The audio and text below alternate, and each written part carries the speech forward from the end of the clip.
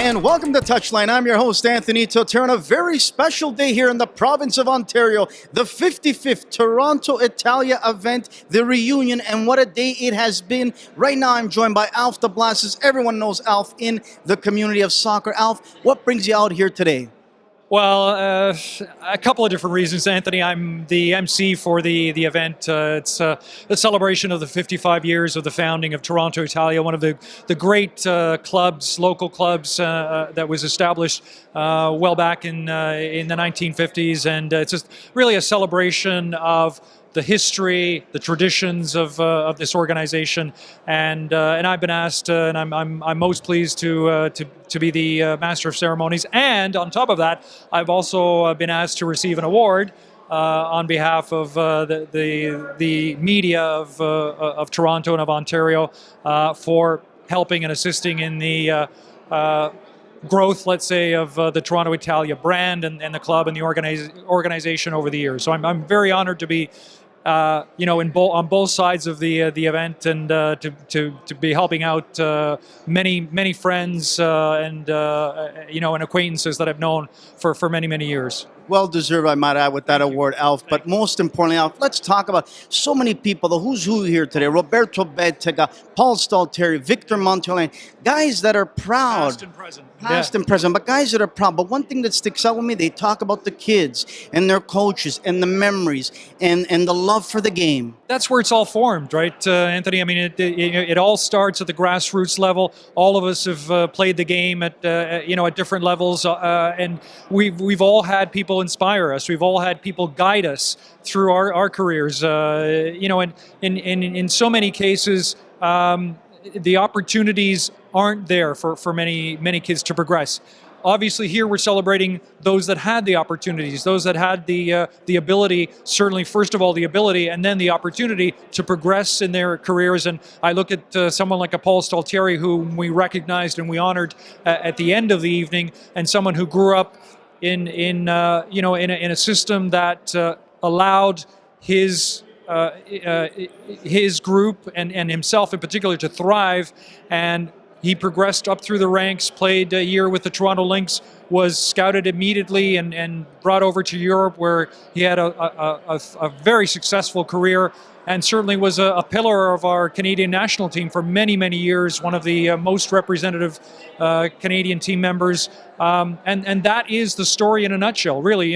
Paul Stalteri is one example of so many players that have come through the ranks of, and not just we're celebrating Toronto Italia, but we're celebrating really all of the Italian-Canadian influence in the grassroots of soccer in this city, but in Ontario in general. And a great day once again. Alf the Blasters, congratulations on you and everyone here that's won an award. It's been a fantastic day. And right now we are joined by the president of the Canadian Soccer Association, Victor Montoline. Victor, welcome to Toronto, but what brings you here today?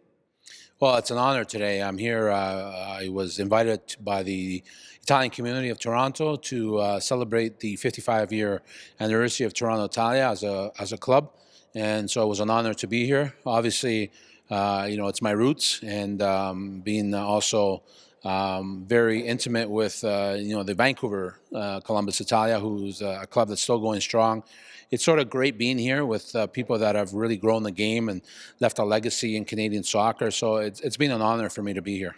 So many special stories. You heard them and I heard them. Most importantly, these guys are talking from the heart. They wanted to give back to the kids, to the community. They settled in the country, in the province that they love. Great to hear. Yeah, I mean, I wish I could bottle some of that energy and some of that passion, and if I could bottle that and sprinkle it throughout the country, we'd probably be a lot further ahead than we probably are right now. But the truth of the matter is that these kind of success stories are actually in Canada, all over the place. I think what we need to do is harness that, and but it's just great being here and listening to people that have sweat and blood and tears in terms of coming to a new country, because it's not only about the soccer part, it's about the cultural part, and it's about a part of our Canadian history that is given to the landscape of Canada. Let's be honest, it's not just the Italian community, so many other communities in Canada, Victor, that have given so much to the game of soccer in years past, and we can never forget them. There's so many, and one day we'll talk about them as well. But you mentioned something very important. You said, bring your nieces, your nephews, your grandkids into the game again. We need your help. We need your support. I think that is so key. Well, it really is. I think one of the legacies is it's great to honor, as I said, honor our past. But if our past doesn't inspire our future, it really is really the legacies in a vacuum. And so I think it's important for the torch to be carried by people like myself, people like yourself, Anthony, who are, we are both sons of immigrants, and we might be first generation, but our children will be second generation. And so they can't forget their roots, but in the same token, they got to remember that the most important color is red and white with a maple leaf. And really, whatever you can do in this game, whether it be a coach, a player, a volunteer, a national team player, an administrator, it really doesn't matter. It's sort of trying to be involved, and I think that's the key message. And we'll leave it with this last question, Victor.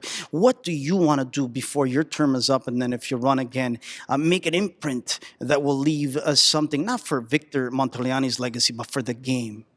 Yeah, I think, and I've always spoken, I mean, this is always a journey. And I think what you need to look at is not even what you can do in the 4 years in terms of saying, oh, there it is, I can actually touch it. You need to lay the foundation and the building blocks for when you leave, whenever you decide to leave, whether it be by choice or by somebody else's choice. The building blocks that we're leaving is you need to leave a healthy organization from a business perspective, first and foremost. This is a business. I think we need to start realizing that. We love to say things like grassroots, volunteers, and that's great, but those are within the game. That is not the game. The game. This is a business, and we are in professional sports. Whether people like it or not, they might not want to hear it, but we are in the professional sports world. We run national teams. Everything we do leads towards that. Okay? So, yes, are we also responsible for other elements of the game? Of course we are. But we have to remember that. So it's really bringing that mentality, changing the business culture of the association. And I think you've already seen some steps. There was a big sponsorship that we announced last week. So our staff is really taking the lead on that, and I give Peter, our General Secretary, a lot of credit in that direction. So I think it's changing the business culture, and then obviously, working on projects like the professional soccer projects that we're working on. And that's a key, is sort of laying the foundation for that. And I think those are kind of the things that we want to leave as we move forward. And obviously getting results as much as possible with respect to all our national teams. I always said that the goal of every federation should really be to qualify for every World Cup on both sides, male and female, and at every age group. That's really, to me, the sign of success. Victor Montagliani, President of the Canadian Soccer Association, we thank you so much for joining us here on Touchline. But more importantly, I think Victor would echo this: go easy on the Canadian men's national team. They're young kids, they're young guys, they need their time. Victor, thanks again, and we all want the best for Canadian soccer. Yes, we do. Thank you. And joining me right now is Dino Rossi of Milltown Soccer Club. Dino, what brings you out here to this festive day, this Memorial Day here in Toronto, Toronto, Italia, 55-year anniversary? What a great day. Well, it's really a great day, and I'm really happy to be able to take part in this. My good friend Bobby Arushi invited me, and this is a very important part of the Italian-Canadian experience here. And I wasn't. I was very young back in the heyday of Toronto Italia, but my father and my uncles all tell me stories about the great old days at Lamport and at Varsity. And to be able to be here and to see some familiar faces and some familiar names, and to see the Italian community coming out so strong to support an important part of our heritage and what connected us to the Canadian community, or the community here when people immigrated from the old country. It's wonderful, and to see so many people who care so much about Toronto Italia and its legacy. And so many communities care so much, Dino, in Ontario and Canada. I'll say it again, we live in the greatest country, the greatest province, not just because we're Italian Canadians, but so many other nationalities give back to the game we love. Talk about that. Well, football is one of those things that it bonds people. They can come from different parts of their motherland, but when they come here, they they congregate around the game because it's the equalizer. It's the thing that it's a language we all speak. You know, you can see on a field a bunch of kids who don't speak the language of their coach, but they speak the language of football, and that's the most universal thing. So all of our ethnic communities who love the sport have contributed so much to growing it to the point where it's really a part of the mainstream of Canada. It is Canada's game after hockey. There's no doubt about it. Well said. Dino Rossi of Milltown Soccer Club, now paving the way, a new generation, guys like you that want to give back. Thanks for being here today. Well, thank you. And on that note, you know, I mean, we can't, people of my generation really can't be content with sitting back and watching the work of our grandfathers, our uncles, our fathers go to waste. We have to contribute. We have to give back because they did too much to build their community and to build the sport. And we need to be prepared to put back our effort and our time and our money to keep growing the sport for the country and for our community. And many people know how much time and effort this man has put into the game because his heart is in the right place. Dino Rossi of Milltown Soccer Club. And I'm joined now by the Hall of Famer, Bob Arushi. Bob, what a day it has been today. A lot of smiles, a lot of tears, a lot of memories. Tell us about the event. Well, you know, Anthony, it so happened that Toronto Italia was celebrating 55 years from their modern day existence, starting from 1958. And we just felt it was time to bring some of the old faces back and, you know, reunite what really is the culture of this city through soccer that's developed, you know, the game of soccer and also, you know, a lot of great people have succeeded because of it. And, you know, it's no more than just saying thanks and to everybody and bringing back some good memories. The common thread today, Bobby, was giving back to the community, to the kids, and helping them many years ago.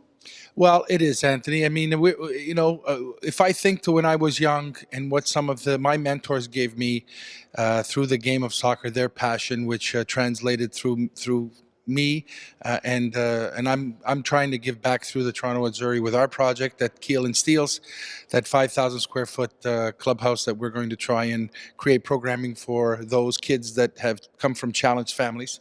So yes, Anthony, you're absolutely right. That's the theme. Try to give back.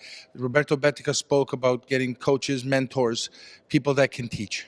You use that word, and I want to talk about that very quickly. Teachers, teach. And as he said to me, we need more of that in Ontario. Yeah, Anthony, we need teachers. We need people to make a young player understand it's not so much just what you do on the field. It's how you behave outside the field, that you represent your family, you represent your team, your coach, that's your secondary family, and that, you know, you're accountable for your behavior. You're motivated by this. I could see it in your face and your eyes with your partners in doing this. Why? Why give all this time back, Bob? Well, it's because if I remember those people that put the Westwood Young Generation together in 1969 at the Robina YMCA at St. Clair and Oakwood, and what made them do what they did, Anthony. If I remember all those days watching the World Cup on TV with everybody, you know, going to see our senior team play, wishing one day we could be the Toronto Azzurri. And you don't need to hope that you're going to be a Juventus player. That's why I always believe that you can't be a club without a senior team, because I think if you are living in Woodbridge and you play in under 12, your desire should be one day to play for that senior team of Woodbridge.